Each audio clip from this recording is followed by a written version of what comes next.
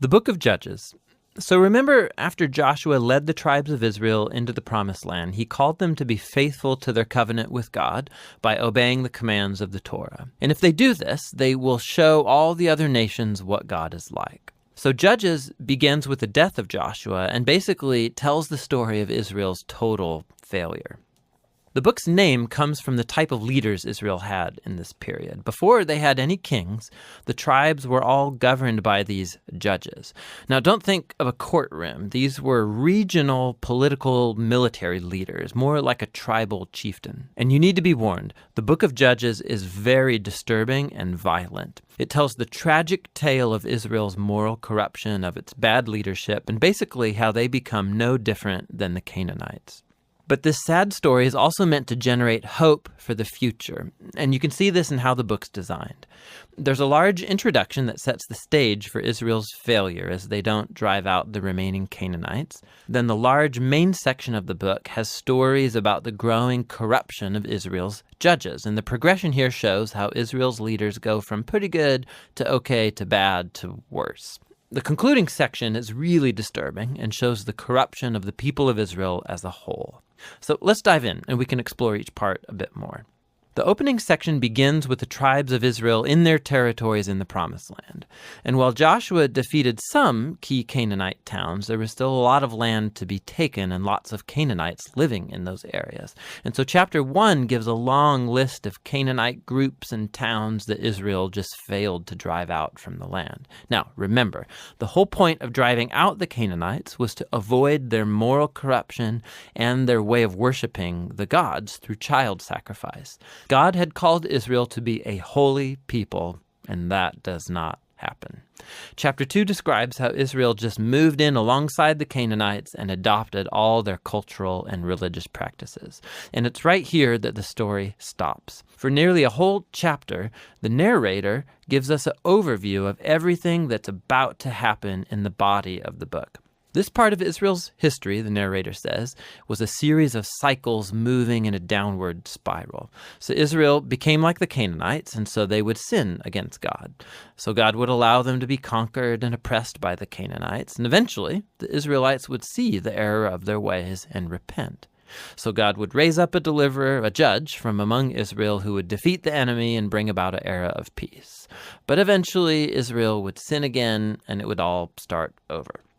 This cycle provides the literary design and flow for the next main section of the book. It gets repeated for each of the 6 main judges whose stories are told here.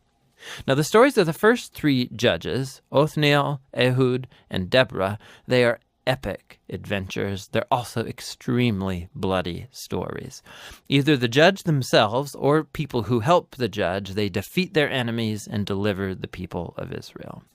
The stories about the next 3 judges are longer, and they focus in on the character flaws of the judges, which get increasingly worse. So Gideon, he begins pretty well. He's a coward of a man, but he eventually comes to trust that God can save Israel through him. And so he defeats a huge army of Midianites with only 300 men carrying torches and clay pots. But Gideon has a nasty temper, and he murders a bunch of fellow Israelites for not helping him in his battle. And then it all goes downhill from there. He makes an idol from the gold that he won in his battles. And then after he dies, all Israel worships the idol as a god, and the cycle begins again.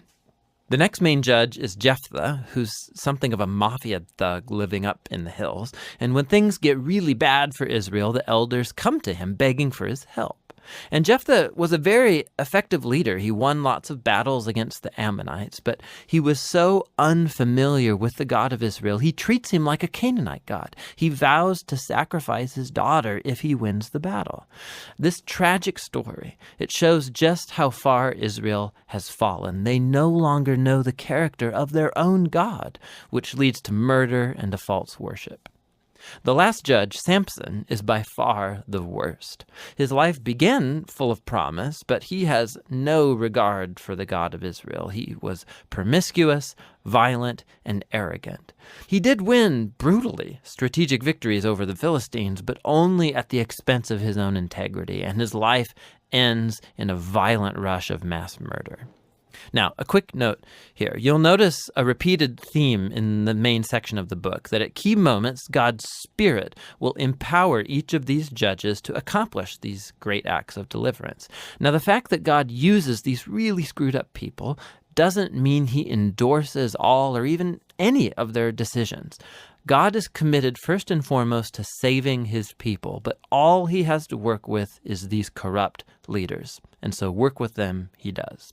This whole section is designed to show just how bad things have gotten. You can't even tell the Israelites and the Canaanites apart anymore, and that's just the leaders. The final section shows Israel as a whole hitting bottom.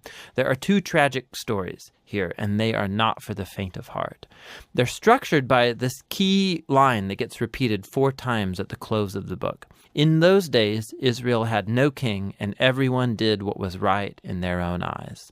The first story is about an Israelite named Micah who builds a private temple to an idol, and that gets plundered by a private army sent from the tribe of Dan. So they come and they steal everything, and then they go and burn down the peaceful city of Laish and murder all of its inhabitants. It's a horrifying story. When Israel forgets its God, might makes right. The final story of the book is even worse. It's a shocking tale of sexual abuse and violence, which all leads to Israel's first civil war. It's very disturbing. And that's the point. These stories are meant to serve as a warning. Israel's descent into self-destruction is the result of turning away from the God who loves them and saved them out of slavery in Egypt. And now Israel needs to be delivered again from themselves. The only glimmer of hope in this story is found in this repeated line in the last part of the book. It actually forms the last sentence of the story. Israel has no king. And so the stage is set for the following books to tell the origins of King David's family, the book of Ruth, and also the origins of kingship itself in Israel, the book of 1 Samuel. But the story of Judges has value as a tragedy. It's a sobering explanation of the human condition, and ultimately it points out the need for God's grace to send a king who will rescue his people. And that's the book of Judges.